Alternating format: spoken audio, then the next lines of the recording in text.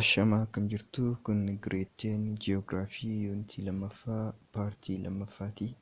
Guyyaa irraa viidiyoo kana keessatti kan ilaallu The Origin and the Structure of the Earth kan jedhudha. Akkaataa lafti itti uumamtee fi akkasuma caasaaleen lafaa maal fakkaata kan jedhu ilaalla jechuudha. The origin of the Earth is related to the formation of the solar system. Akkaataan lafti itti uumamte kan inni wal qabatuun uumama solar systemiitiin wal qabataa jechuudha. Kana jechuun uumamni solar systemiitii fi uumamni lafaa wal bira kan mudate jechuun ni danda'ama jechuudha. Astronomers today believe that the sun, planets and smaller bodies in solar system formed from large filaments of hot whirling gas. Astiroonomaroonni yookiin warri waa'ee hawaa qoratan akka isaan amananitti aduun, pilaaneetonnii fi qaamoleen xixiqqoon soolaar siistemii keessatti argaman hundiniyyuu kan uumaman maalirraa jedhanii yaadu filament of hot whirling gas, gaasii baay'ee ho'aa ta'e kan ofirra naanna'u jechuudha. Haala kanaan ofirra naanna'u gaasii haala kanaan naanna'urraa soolaar siistemii fi wantoonni soolaar siistemii keessa jiranis kan uumaman jedhanii yaadu jechuudha warri astiroonomoota. This large filament used to be loosely packed gas. Filamentiin gaasiin haala kanaan ofirra naanna'aa ture kun filamentiin kun jechuudha gara gaasiitti akka jijjiirame akkasuma gara dust particle wantoota akka dhukkee yookiin awwaaraatti jijjiiramuu isaati jechuudha kan amanamu. Kun immoo kan ta'e waggaa biiliyeena 4.6 duraadha jechuudha. Filamentiin wanta lamatti jijjiirame jenneerraa gaasii fi dust particle. Inni jalqaba gas was largely made up of hydrogen and helium. Gaasiin kun kan inni irraa uumamu harki guddaan hydrogenii fi heliumidha. Gradually the gas and dust particle drew together because of gravitational pull and formed a thin disk. Gaasiin kun fi akkasuma dust particlein kun jechuudha gara tokkotti dhufan. Gara tokkotti dhufuudhaan sababni isaan gara tokkotti dhufaniifis harkisa giraaviteeshiniitiif jechuudha. Erga gara tokkotti dhufanii immoo maal uumanii formed a thin disk. Diskii yookiin wanta baxxee bifa geengootiin jiru uumanii jechuudha. Diskiin kun maal jedhamee beekama? Pro-planetary disk jedhama jechuudha. In due course the disk split into rings and kept on spinning. Diskiin kun ringitti addaan qoodame jechuudha yookiin wantoota geengoo birootitti addaan qoqqoodamuu eegale. Yommuu addaan qoqqoodamu kanatti immoo haala kanaan erga addaan qoodamee booda the spinning ring on the center formed the sun. Walakkaa irratti kan jirtu gara aduutti jijjiirame yookiin aduu ta'ee jechuudha. The outer rings resulted in the formation of the planets.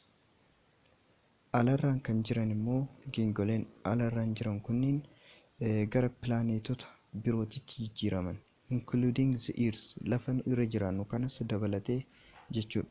There are 9 planets in the solar system. Plaanetota 9tu sirna soolaarii kana keessatti argama nun jedha.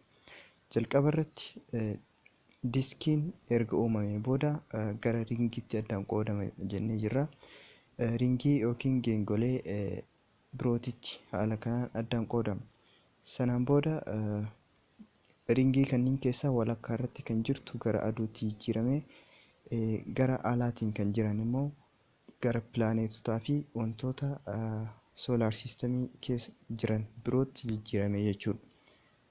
Kanaaf uumamni lafaa waggaa meeqa yoo jedhamnee gaafatamne waggaa biliyoona 4.6 ta'uu isaa beekuu qabna jechuudha. Inni biraa the structure of the earth. Caasaaleen lafaa maal fakkaata kan jedhu yommuu ilaallu, the earth is made up of layers with different thickness. Lafti baqqaanota adda addaa, baqqaanonni kunneenis furdina adda addaa kan qaban irraa uumamti. Baqqaanonni kunneenis bakka sadiitti qoodamu. Isaanis crust, mantle fi coreedha. Tokkoon tokkoon isaanii haa ilaallu. Jalqaba irratti the earth's crust. It is the outermost and the tiniest layer. Baqqaanni kun baqqaana lafarraa gara alaatti argamu kan nu irra jiraannu kana jechuudha. Akkasuma baqqaana baay'ee haphii ta'edha. It is the cold hard outer layer of the earth. Baqqaanni kun baay'ee qorraadha. Baqqaanota lafaa birootiin wal bira qabnee yeroo ilaallu jechuudha. Akkasuma baqqaana baay'ee jabaadha jechuudha. Oceanic crust is between 4 and 7 kilometers. Crustiin kun yookiin baqqaanni lafaa gara alaatiin argamu kun iddoo galaanaatiitti furdinni isaa yookiin thicknessiin isaa kiiloomeetira 4 hanga kiiloomeetira 7 gidduutti argama. And is composed mostly of dark dense basalt. Oceanic crustiin kun yeroo baay'ee dukkanaa'aa fi dhakaa basalt jedhamurraa kan uumamudha. The average thickness of continental crust is about 20 to 40 kilometers. Averageidhaan immoo furdinni crustii kanaa lafa irratti jechuudha. Inni jalqabaa iddoo bishaaniitti baay'ee haphiidha. Keessattuu iddoo galaanaatti jechuudha. Lafti gadi bu'aa waan ta'eef yabbinni crustii kanaa baay'ee haphataa jechuudha. Gara lafaa irratti immoo thicknessiin isaa kiiloomeetira 20 hanga kiiloomeetira 40 gidduutti argama. Although under mountain ranges it can be as much as 70 kilometers. Naannoo gaaraatti immoo hanga kiiloomeetira 70 dheerachuu danda'a. Garaagarummaan kunniin kan uumamus lafti garaagarummaa ol ka'iinsi isii dhaabbataa miti jechuudha. Iddoo tokkotti gaaraa, iddoo tokkotti immoo dhooqa. Kanaaf dheerinni yookiin thicknessiin crustii kanaa wal fakkaataa ta'uu hin danda'u jechuudha iddoo hundatti. The crust is the outermost layer of the earth above the boundary known as layer. Boundariin crustii kanaa fi baqqaana kanatti aanee jiru mantilii gidduutti argamu layer yookiin mohoo jedhama jechuudha. Akkasuma mohoropic discontinuities ni jedhama jechuudha. Kun daangaa yookiin boundarii leeyarii kanaa fi baqqaana kanaa fi baqqaana itti aanu gidduutti argamudha. Baqqaanota jiran sadeen keessaa inni lammaffaan the mantle isa jedhamudha. The mantle is the second layer of the earth. Baqqaanni kun baqqaana lafaa isa lammaffaati. Baqqaana nuti irra jiraannu crustiitti aanee kan jiru mantle kan jedhamudha. It is almost 2,900 kilometers thick and makes up 80 to 84%. Inni kun dheerinni isaa furdinni isaa yookiin thicknessiin isaa kiiloomeetira 2,000 hanga 2,900 jechuudha. Akkasuma parsantii 80 hanga 84 lafa keessaa parsantii guddaan isa kanaa jechuudha. 80 hanga 84 kan qabatee jiru baqqaana mantle jedhamu kanaadha. In the lower mantle, temperatures are 3,700 degrees Celsius. Mantilii kana gara jalaatiin jechuudha. Tempereecharii hanga 3,700 ni ta'a. Gara gubbaatti immoo mantle temperatures are still high enough to melt rock. Hanga jalaa kana ho'i isaa guddaa ta'uu baatullee ho'i gara gubbaa jiruyyuu dhakaa baqsuu kan danda'udha jechuudha. Baqqaanni inni sadaffaa fi xumuraa immoo zakoor kan jedhamudha. Zakooriin yeroo baay'ee bakka lamatti qoodamees ni ilaalama. Upper koorii fi upper yookiin inner koorii fi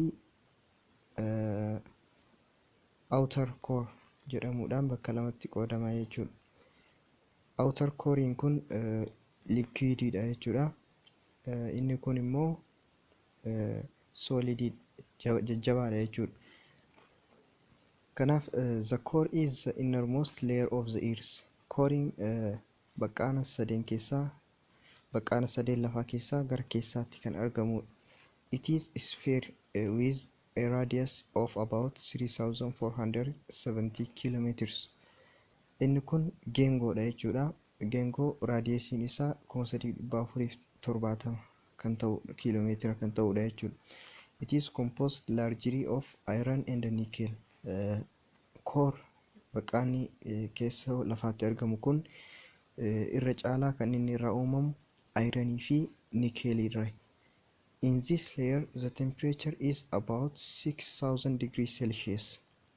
Baqqaana kana keessatti temperature hanga digirii 6000 degree Celsius ta'uu ni danda'a jechuudha. Which is as hot as the sun's surface. Degree Celsius 6000 jechuun ho'a baay'ee cimaadha jechuudha. Ho'i kun hanga aduun ho'itu ho'a ho'uu danda'udha. Ho'i kun ho'a aduutiin walqixa kan ta'edha jechuudha karaa biraatiin. In the inner core, the force of gravity is so intense that the molten metal, iron and nickel is composed into solid material. Inner core jalqaba irratti bakka lama qoodama jennee jirra. Innerii fi outer jedhamuudhaan bakka lama qoodama kooriin. Inner core kana keessatti gravitational forcein baay'ee cimaa ta'uu irraa kan ka'e sibiilonni baqan ironii fi nickelin kun walitti summugamuudhaan gara solid materialitti yookiin wanta jajjabaatti jijjiiramu jechuudha. Akkuma jalqaba irra jedhe inner kooriin solididha yookiin jajjaboodha. Outer kooriin immoo liquididha jechuudha. Isa kana bifa fakkiitiin yoo ilaalle inni kun lafa yoo ta'e baqqaana sadiitti qoodama jennee jirra. Inni jalqabaa crust, mantle fi kooriidha. Kooriin immoo outer koorii fi inner koorii of keessaa qaba. Jalqaba irratti kan jiru crustidha. Crustiin kiiloomeetira 4 yookiin 5 irraa hanga kiiloomeetira 70 ta'uu ni danda'a jechuudha. Crustiin kun baqqaana baay'ee haphii fi gara alaatiin argamu kan nu irra jiraannu kanadha. Mantle kan jennuun baqqaana isatti aanee jiru jechuudha. Inni kun baqqaanota jiran keessaa baqqaana baay'ee guddaadha. Akkuma reefu jenne parsantii 80 hanga 84 qabatee kan jirudha.